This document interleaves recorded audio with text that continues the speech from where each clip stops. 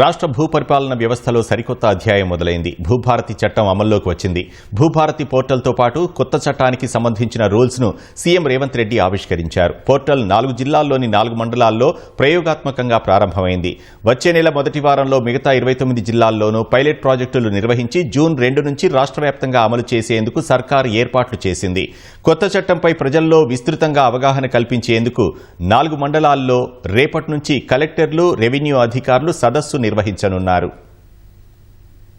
ధరణి స్థానంలో భూభారతి చట్టం అమల్లోకొచ్చింది. పోర్టల్తో పాటు కొత్త చట్టానికి సంబంధించిన రూల్స్ ను సీఎం రేవంత్ రెడ్డి ఆవిష్కరించారు. మొదట ప్రయోగాత్మకంగా నారాయణపేట జిల్లా మద్దూర్, ఖమ్మం జిల్లా నేలకొండపల్లి, కామారెడ్డి జిల్లా లింగంపేట, ములుగు జిల్లా వెంకటాపూర్ మండలాల్లో అమల్లోకి తెచ్చారు. మే మొదటి వారంలో మిగతా 29 జిల్లాల్లో ఒక్కో మండలంలో ప్రారంభిస్తారు. కొత్త చట్టం, రూల్స్ పోర్టల్పై ప్రజల్లో విస్తృతంగా ప్రచారం చేసేందుకు రేపటి నుంచి పైలట్ ప్రాజెక్టు చేపట్టిన 4 మండలాల్లో రెవెన్యూ అధికారులు సదస్సులు నిర్వహిస్తారు. చట్టం, రూల్స్ పోర్టల్పై ప్రజలకు వివరించి వారు ఎదుర్కొంటున్న సమస్యల్ని పరిష్కరిస్తారు. క్షేత్రస్థాయి సాంకేతిక ఇబ్బందులు ఏవైనా ఉంటే వాటిని పరిష్కరించి జూన్ 2 నుంచి రాష్ట్ర వ్యాప్తంగా అమలు చేయాలని ప్రభుత్వం నిర్ణయించింది. కేంద్ర ప్రభుత్వ సంస్థ ఎన్ఐఈ భూభారతి పోర్టల్ ను నిర్వహిస్తోంది. రిజిస్ట్రేషన్ చేసుకున్న తర్వాత వెంటనే మ్యూటేషన్, పాస్ పుస్తకము జారీ అవుతుంది. వారసత్వ భూములకు నిర్ణీత గడువులోపు విచారణ చేసిన తర్వాతనే పాస్ పుస్తకాలు జారీ చేస్తారు. 13B, 38E, ORC, లావోని భూములకు పాస్ పుస్తకాలు జారీ చేసే అధికారం ఆర్డీఓలకు ఉంటుంది. పెండింగ్ లో ఉన్న సాదా బైనామా దరఖాస్తులకు మోక్షం కలగనుంది.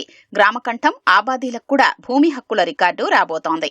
భవిష్యత్తులో ఆధార్ లాగే భూమికి సంబంధించి భూధార్ తీసుకొస్తామని సీఎం రేవంత్ రెడ్డి వెల్లడించారు. రాబోయే రోజుల్లో వ్యవసాయ భూముల్ని సర్వే చేసి కొలతలు వేసి హద్దులు గుర్తించనున్నట్లు చెప్పారు. కలెక్టర్లు స్వయంగా రెవెన్యూ సదస్సులకు వెళ్లి కొత్త చట్టంపై అవగాహన కల్పించాలని సీఎం స్పష్టం చేశారు. ఈ రోజు భూమికి భూదారు తీసుకొస్తున్నాం. ఆధారం మనిషికి ఎట్లా గుర్తింపో భూమికి కూడా భూదారు నెంబర్ ఇచ్చి ప్రతి కమతానికి ఒక ప్రత్యేకమైన నెంబర్ ఇచ్చి ఆ భూమి యొక్క వివరాలన్నిటి కూడా అందులో పొందుపరిచే విధానాన్ని తెచ్చుకుందాం. అందుకే రాబోయే రోజుల్లో ప్రతి భూమిని పక్కాగా కొలతలేసి హద్దులు నిర్ణయించి దానికి సంబంధించిన రిజిస్ట్రేషన్ డాక్యుమెంట్ చేసి భవిష్యత్తులో ఎలాంటి సమస్యలకు తావు లేకుండా, ఎలాంటి వివాదాలకు చోటు లేకుండా మన చట్టాన్ని బలోపేతం చేసుకుందాం. కొంతమంది వ్యక్తులు దురుద్దేశంతో ఈ రెవెన్యూ శాఖ మీద సృష్టించిన అపోహలను తొలగించుకునే బాధ్యత మన అందరి మీద ఉన్నది. మనం ఏ తప్పు చేయొద్దు, చట్టాలను పకడ్బందీగా అమలు చేద్దాం. గత ప్రభుత్వం తయారు చేసిన 2020 రెవెన్యూ చట్టం 3 ఏళ్లలో మురిగిపోగా 2025 భూభారతి చట్టం 100 ఏళ్లు వర్ధిల్లుతుందని రెవెన్యూ శాఖ మంత్రి పొంగులేటి శ్రీనివాసరెడ్డి అన్నారు. చట్టాన్ని ప్రభుత్వం తయారు చేసినప్పటికీ సమగ్రంగా ప్రజలకు అందించాల్సిన బాధ్యత అధికారులదేనని మంత్రి స్పష్టం చేశారు.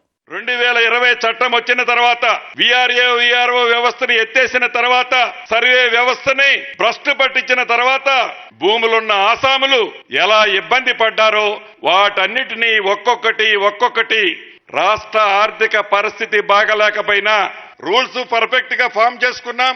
రెవెన్యూ యంత్రాంగం అంతా మీ గ్రామాలకు వస్తారు.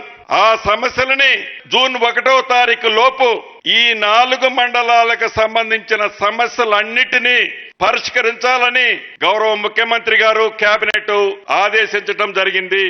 చట్టాన్ని తయారు చేయడమే కాకుండా అతి తక్కువ రోజుల్లో రూల్స్ ను అందుబాటులోకి తెచ్చినట్లు భూ పరిపాలనా ప్రధాన కమిషనర్ నవీన్ మిత్తల్ తెలిపారు.